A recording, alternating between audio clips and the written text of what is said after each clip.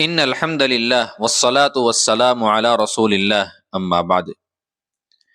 ہمارے بزرگان دین کا معمول تھا کہ جب بھی ان پر کوئی انفرادی مصیبت آتی، انفرادی حالات آتے یا پوری امت کے اوپر کچھ اجتماعی حالات آتے تو وہ فوراً خود بھی اللہ رب العزت کی طرف متوجہ ہوتے تھے۔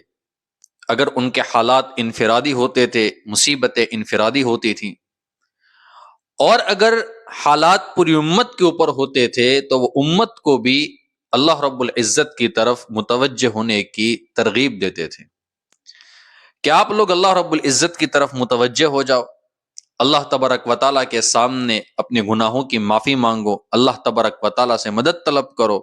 اللہ رب العزت سے اگر ہم مدد طلب کریں گے تو اللہ رب العزت ہماری ضرور مدد فرمائیں گے۔ اور ان کے کچھ معمولات بھی ہوتے تھے۔ آج میں آپ کی خدمت میں ایسے ہی ہمارے اکابر بزرگان دین کے جو معمولات مشکل اوقات میں ہوتے تھے وہ آپ کی خدمت میں پیش کرتا ہوں۔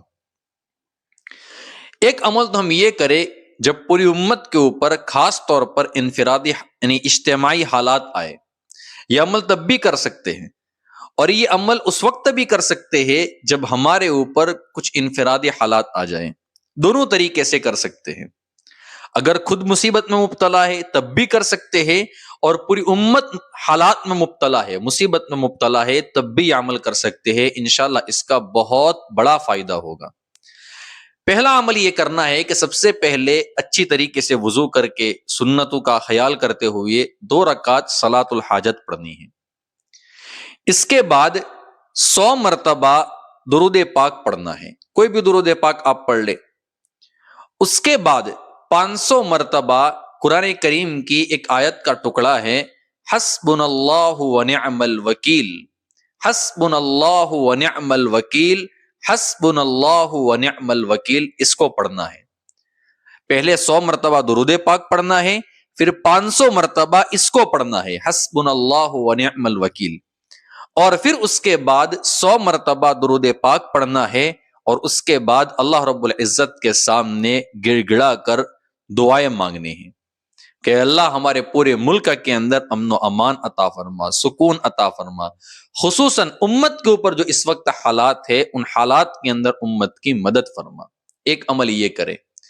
دوسرا عمل علماء نے لکھا ہے، بلکہ مفتی شفیع صاحب رحمۃ اللہ علیہ نے معرف القرآن میں بھی لکھا ہے کہ اگر کوئی بندہ حالات میں مبتلا ہے یا پوری امت پریشانی میں ہے تو 1000 مرتبہ پکے یقین کے ساتھ اللہ رب العزت کی ذات کے اوپر بھروسہ کرتے ہوئے صدق دل سے پختہ یقین کے ساتھ اگر کوئی بندہ 1000 مرتبہ اس آیت کریمہ کو پڑھے گا، حسبنا اللہ ونعم الوکیل، اور اس کے بعد اگر کوئی دعا کرے گا تو اللہ تبارک و تعالیٰ اس کی دعا کو رد نہیں فرمائیں گے، بلکہ اللہ تبارک و تعالیٰ اس کی دعا کو قبول فرما لیں گے۔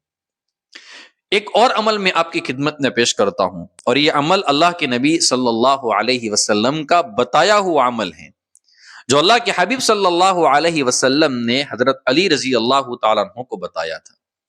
ایک مرتبہ اللہ کے حبیب صلی اللہ علیہ وسلم نے حضرت علی رضی اللہ تعالیٰ عنہ کو یوں ارشاد فرمایا کہ علی، میں تم کو وہ دعا نہ سکھا دوں کہ اگر تم کسی مصیبت میں گرفتار ہو تو اس کو پڑھو؟ میں نے کہا، اے اللہ کے رسول صلی اللہ علیہ وسلم، ضرور بتا دیجئے۔ تو اللہ کے نبی صلی اللہ علیہ وسلم نے پھر یہ دعا بتائی، بسم اللہ الرحمن الرحیم ولا حول ولا قوت الا باللہ العلی العظیم۔ یاد رکھیں یہ پوری ایک دعا ہے، بسم اللہ الرحمن الرحیم ولا حول ولا قوت الا باللہ العلی العظیم، بسم اللہ الرحمن الرحیم ولا حول ولا قوت الا باللہ العلی العظیم۔ اس دعا کو ہم بہت کثرت سے پڑھیں۔ اللہ کے نبی صلی اللہ علیہ وسلم نے ارشاد فرمایا کہ اگر تم کسی حادثے میں گرفتار ہو اور اس دعا کو اگر پڑھو گے، اللہ رب العزت نے چاہا تو ہر قسم کی بلا، مصیبتیں، آفتیں یہ دور ہو جائے گی۔ تو اس دعا کو پڑھنے کا ہم بہت زیادہ معمول بنائیں۔ اور تیسرا عمل یہ بھی قرآن کریم میں موجود ہے، وہ کیا ہے؟ لا الہ الا انت سبحانک انی کنت من الظالمین۔ یہ تسبیح ہے حضرت یونس علیہ الصلوۃ والسلام نے جو مچھلی کے پیٹ میں پڑھی تھی۔ بلکہ بعض روایتوں سے معلوم ہوتا ہے کہ یہ تو اسم اعظم ہے، یعنی اس کے پڑھنے کے بعد اگر کوئی بندہ کوئی دعا کرتا ہے تو اللہ رب العزت اس بندے کی اس دعا کو ضرور قبول فرما دیتے ہیں۔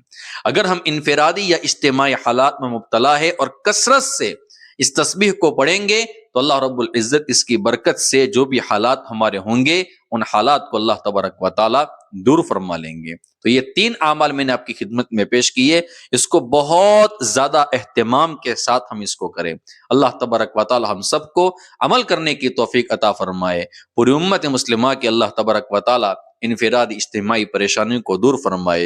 امت کا ایک ایک فرد، جو بھی فرد جس پریشانی میں مبتلا ہے، اللہ تبارک و تعالی اپنے فضل اپنے کرم سے اس کی اس پریشانی کو دور فرمائے۔ آمین یا رب العالمین۔ وآخر دعوانا ان الحمد للہ رب العالمین۔